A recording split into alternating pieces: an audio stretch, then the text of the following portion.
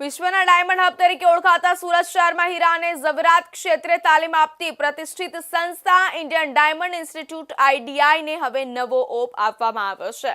કતારગામ ખાતે આવેલી આ સંસ્થાના બિલ્ડિંગનું રિનોવેશન કાર્ય પૂર્ણ થતા રાજ્યસભાના સાંસદ અને જાણીતા ઉદ્યોગપતિ ગોવિંદ ધોળકિયાના હસ્તે તેનું ગરિમાપૂર્ણ ઉદ્ઘાટન કરવામાં આવ્યું હતું। વર્ષ 1978 થી કાર્યરત આ સંસ્થાનું બિલ્ડિંગ સમય જતાં ઘણું જૂનું થઈ ગયું હતું।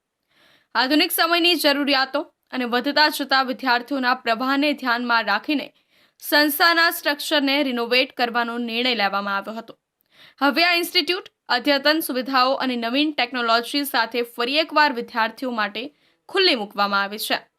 IDI માત્ર સુરત કે ભારત પૂરતી મર્યાદિત નથી, પરંતુ અહીં વિદેશથી પણ વિદ્યાર્થીઓ તાલીમ લેવા માટે આવે છે। છેલ્લા 4.5 દાયકાથી આ સંસ્થાએ હજારો વિદ્યાર્થીઓને ડાયમંડ અને જ્વેલરી સેક્ટરમાં પ્રોફેશનલ તાલીમ આપી છે। અહીંથી તાલીમ મેળવેલા વિદ્યાર્થીઓ આજે દેશ વિદેશના મોટા હીરા ઉદ્યોગમાં ઉચ્ચ હોદ્દા પર કાર્યરત છે। સંસ્થાએ ડાયમંડ ગ્રેડિંગ, ડિઝાઇનિંગ અને મેન્યુફેક્ચરિંગમાં અનેક યુવાનોનું ભવિષ્ય ઉજ્જવળ બનાવ્યું છે।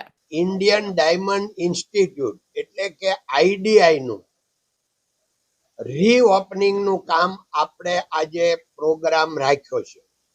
આ ઇન્ડિયન ડાયમંડ ઇન્સ્ટિટ્યૂટ 47 વર્ષ પહેલા 1978માં પાયો નખાયો।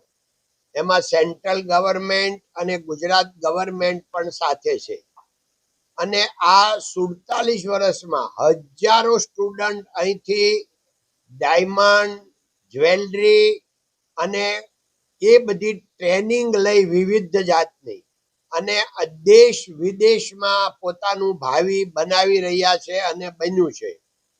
એ સમયે આ ઐતિહાસિક સંસ્થા ઇન્ડિયન ડાયમંડ ઇન્સ્ટિટ્યૂટમાં અત્યારે દિનેશભાઈ નાવડિયા જે ચેરમેન તરીકે નવનિયુક્ત થયા અને એણે બહુ મહેનત કરી બધા જૂના ડાયમંડ વાળાને યાદ કરાવ્યું, ડોનેશન લઈ અને આખું ફરીથી આનું રિનોવેશન કરાવ્યું।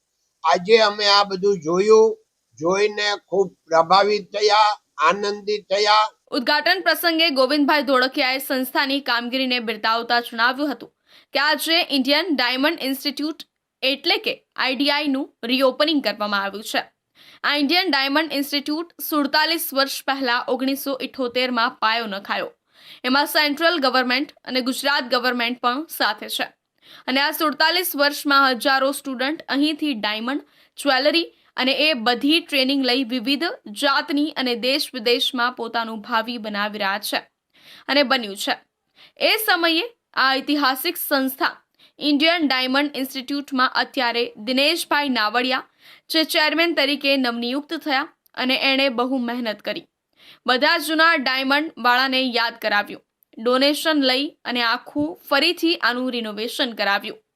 આજે અમે આ બધું જોઈને ખૂબ જ પ્રભાવિત થયા, આનંદિત થયા અને હવે આ જ્યારે રિનોવેશન થયું છે અને નવી દુનિયા આજની સાથે ટ્રેનિંગ સેન્ટર ચાલુ થયું છે, તો હવે દેશભરમાંથી ને વિદેશથી પણ અહીંયા સ્ટુડન્ટ આવે છે અને એનું ભાવિ બનાવશે અને બની રહ્યું છે।